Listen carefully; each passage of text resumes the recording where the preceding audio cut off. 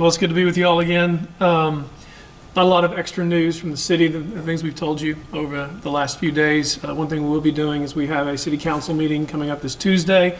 I wouldn't really call it an emergency city council meeting as much as just an extra city council meeting, given the nature of how things are and how things can be changing.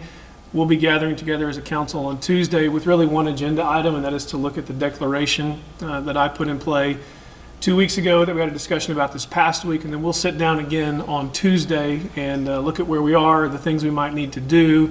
Are there any issues we need to change? And so really that was just me calling that meeting to make sure we had the council together to have this discussion. One thing I want to point out, I'd already forwarded this to Aaron. I'm sure it'll make its way around to you guys eventually, but you saw where the $2 trillion stimulus bill package was passed. It's on our Facebook. So this ear over here just told me. But we have put out there a list of federal resources for small businesses. It's a very long list. So there are a number of people asking what's going to be available for small businesses. So direct them to the Facebook page. And as a city, we'll get that information out more and more as we can. As people are asking, what do we do related to small businesses as well? People are asking if we're going to put in any extra measures. We're going to stay the course where we are, which brings me really to my most important concern, or the thing that concerns me the most, which is the weekend coming up. I think with all the nice weather, with people getting a sense, and I wrote it down in my notes, a sense of false security in many respects. Sometimes it's hard for us to think that it's serious around here. I remember the doctor was telling us 2 weeks ago, it's here. But we sometimes act like it's not here. We're seeing, and when we see small responses the way we're seeing, it's easy to relax your game and to think you don't have to be practicing the things we're telling you to practice. So if you were to ask me, Mitch, my number one concern going forward, it's this reality that we can't relax what we're doing this weekend. As a matter of fact, we need to stay vigilant. We need to keep paying attention to the things we're asking you to do. Again, thankful for the Chamber of Commerce continuing to reach out. Every time I've heard of different stores that aren't exactly doing the things that maybe they need to be doing, our Chamber of Commerce has taken on this ambassadorial role.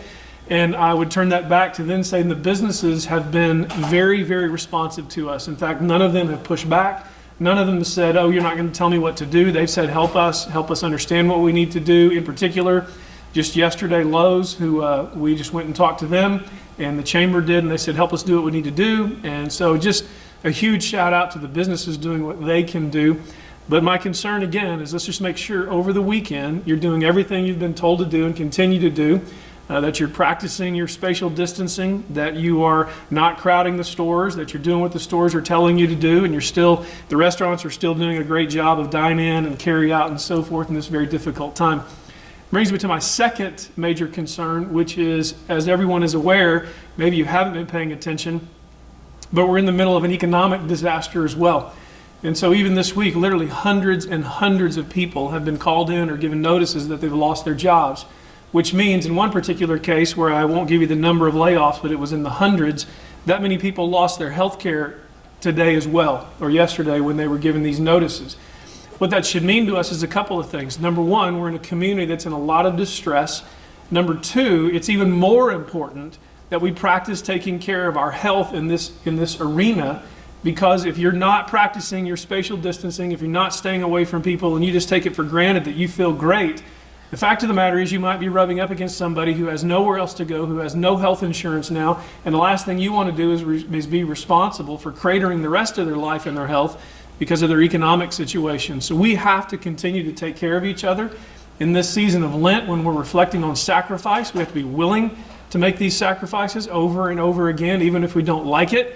And I would also tell you on your calendars, if you have April 4th marked as the big new Memorial Day holiday around here, we're all going to go out in the community, we're going to celebrate and see how close we can get to each other. You need to back off of those plans. And we need to make sure we're ready to slow walk ourselves back into what normalcy is when we determine what normal is going to look like for us. There's a lot of things at play here with people's health, with people's economy. We have to keep taking care of one another, keep taking care of your neighbors. And I'll just repeat for probably the third time in this whole discussion, do not take it easy this weekend. I'm not telling you not to do anything, If it's a beautiful weekend, you should be doing things around the house. You should be outside. You should be taking a walk, but you shouldn't be going in walks of 6 people holding hands together or 9 people holding hands together. Just do the things you know are right. So, any questions? Yes. There are some mom and pop shops, automotive shops that are concerned that they're going to have to get special permits to operate. Is that accurate? No, it's not. And one of the things we've been able to do in our retail sector, and once again, a shout out, well, not once again, I haven't said it yet, but a shout out to the mall who was proactive in the things that they did. But because we haven't done the official shelter in place, although we continue to tell people to shelter in place, I think where they're getting that news is they're looking nationally at some things that are happening, but not realizing that even in all of the national shelter in places, automotive stores and mom and pops in that regard are exempted from that. And we continue to get letters from around the country, from whether it's realtor groups, whether it's construction groups or whatever, saying, can we keep doing what we're doing? And the fact of the matter is, you can do what you're doing as long as you're doing the things we ask you to do. So, good question. Stuart? You've been pretty vocal about continuing on this one course in the council meeting. Your vision was to continue with what Governor Abbott was doing. Do you see anything leading up to that Tuesday meeting that would make you think that a different path is maybe best for Midland right now? I do not. I don't have any information actually that even caused me to say we better have a meeting. I haven't heard anything coming out of the governor's office yet.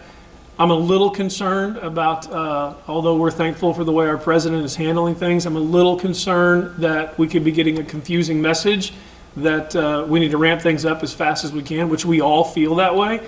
My main purpose on Tuesday is just to get us together, see what the information is we have Tuesday, and to see if we need to tighten anything up. We will not loosen anything come Tuesday, but we'll need to see if we need to tighten anything up.